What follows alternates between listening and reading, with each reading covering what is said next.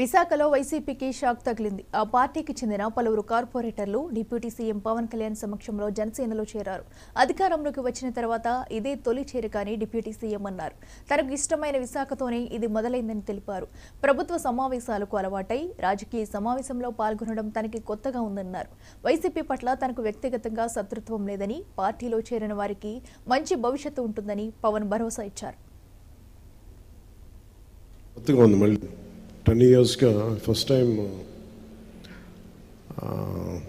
Deputy CM ప్రమాణ స్వీకారం చేసి ప్రభుత్వ బాధ్యతలు తీసుకున్నాక ఇదే ఫస్ట్ జాయినింగ్ అనుకుంటా, పొలిటికల్ జాయినింగ్.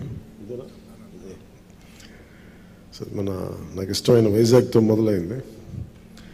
భర్త శ్రీనివాస్ ఆళ్ళ గారు ఎప్పుడు ఈ గవర్నమెంట్ మీటింగ్స్ అలవాటు మళ్ళీ కొంచెం కొత్తగా ఉంది మళ్ళీ పొలిటికల్ మీటింగ్స్ చేయడం.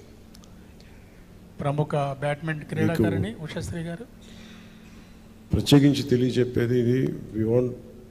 మన రాష్ట్రం బాగుండాలి, విభజన తర్వాత నుంచి రాష్ట్రం బలంగా ఉండాలి, ఆర్థికంగా నిలదొక్కుకోవాలనే ఉద్దేశంతో మనం ఈరోజు నిలబడ్డాం, ప్రయాణం చేశాం.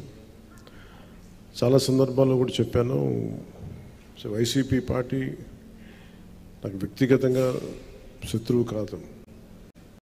చాలా సందర్భాల్లో చెప్పుకున్నాం. ఒక్కోసారి నాయకులు మాట్లాడే విధానాలు ఇవన్నీ నమ్ముకున్న నాయకులు నష్టపోతారు. సో మాకు జనసేన పార్టీ తరఫు నుంచి మీ అందరికీ మేము మీకు బలం ఇచ్చేవాళ్ళం, మిమ్మల్ని రాజకీయ పరంగా అన్ని రకాలుగా మీరు ఎదగాలని కోరుకునేవాడిని. దాని తగ్గట్టు వాతావరణం ఉంటుంది. సో మనస్ఫూర్తిగా మీ అందరికీ ఒక్కమారు ధన్యవాదాలు తెలుపుకుంటూ, అలాంటి పార్టీని వీడకుండా పనిచేసిన జనసేన నాయకులు, కార్యకర్తలు, వీర మహిళలు అందరూ ఉన్నారు. మీరందరూ కూడా వారితో మమేకమై